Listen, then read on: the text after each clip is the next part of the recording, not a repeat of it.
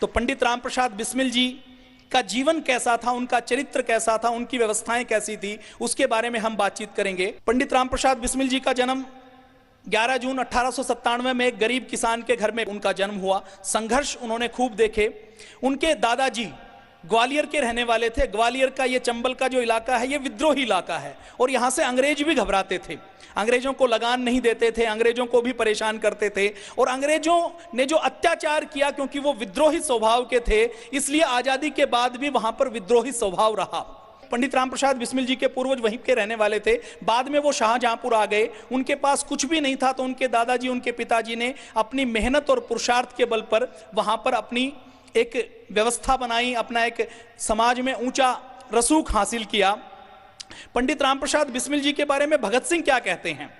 शहीद भगत सिंह, उनकी शहादत पंडित रामप्रसाद बिस्मिल जी के बाद हुई और पंडित रामप्रसाद बिस्मिल जी को शहीद भगत सिंह अपना गुरु मानते थे।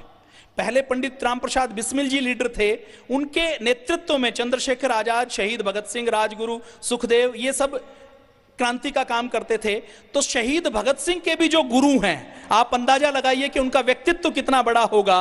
शहीद भगत सिंह के बारे में तो आज हम थोड़ा बहुत जानते हैं, यद्यपि पाठ्य पुस्तकों में तो आज भी चंद्रशेखर आजाद को, पंडित रामप्रसाद बिस्मिल को, शहीद भगत सिंह को, राजगुरु को, सुखदेव को या तो उग्रवादी कहा जाता है या आतंकवादी कहा जाता है। पतंजलि योगपीठ ने एक संकल्प और लिया है कि पतंजलि योगपीठ शिक्षा की व्यवस्था का भी शुद्धिकरण करेगा, जिसमें इन हमारे आदर्श महापुरुषों की जीवनियों को शामिल किया जाएगा। और जब तक वो परिवर्तन होता है, तब तक हम पतंजलि योगपीठ के इस मंच से, सोशल मीडिया के माध्यम से देश के बच्चे बच्चे को बताएंगे कि हमें आज़ादी कैसे मिली और आज़ादी को हम बचाकर कैसे रख सकते हैं। पंडित रामप्रसाद बिस्मिल जी के विषय में भगत सिंह कहते हैं कि पंडित रामप्रसाद बिस्मिल जी बड़े होनहार नौजवान थे, वह गजब के शायर थे, देखने में भी वह बहुत सुंदर थे, उनका व्यक्तित्व बहुत आकर्षक था, नेतृत्व के अद्भुत गुण उनके अंदर थे। किसी भी व्यक्ति को, सामान्य व्यक्ति को, सामान्य युवा को चलते चलते क्रांतिकारी बनाना उनके दाएं हाथ का खेल था। 10 मिनट वो किसी के साथ बैठे तो उसको सामान्य युवा से क्रांतिकारी युवा बना दे, ऐसा व्यक्तित्व उनका था। शहीद भगत सिंह भी कहते हैं, उस अंग्रेज जेलर की बात के ऊपर मोहर लगाते हुए कहते हैं कि यदि किसी और जगह और किसी और देश में, किसी और समय में पंडित रामप्रसाद बिस्मिल जैसा व्यक्तित्व पैदा हुआ होता तो वो किसी देश का राष्ट्रपति या सेनाध्यक्ष होता। भगत सिंह आगे कहते हैं कि आपको पूरे षड्यंत्र का नेता माना गया है। आप चाहे बहुत, आपको विलायत में जाकर पढ़ने का अवसर नहीं मिला।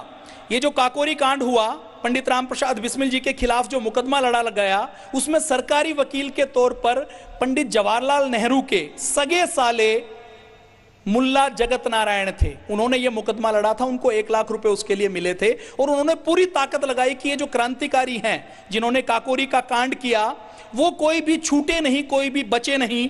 तो भगत सिंह लिखते हैं कि जगत नारायण मुल्ला, जो जवाहरलाल नेहरू के सगे साले हैं, वो तो वकालत विदेश में पढ़ के आए हैं, लंदन में पढ़ के आए हैं। जब वो पंडित रामप्रसाद बिस्मिल जी कोर्ट में बहस करते थे तो उस पंडित जगत नारायण मुल्ला जो सरकारी वकील था उसको भी चुप करवा देते थे, उसकी सुध बुध भुला देते थे, ऐसा शहीद भगत सिंह लिखते हैं।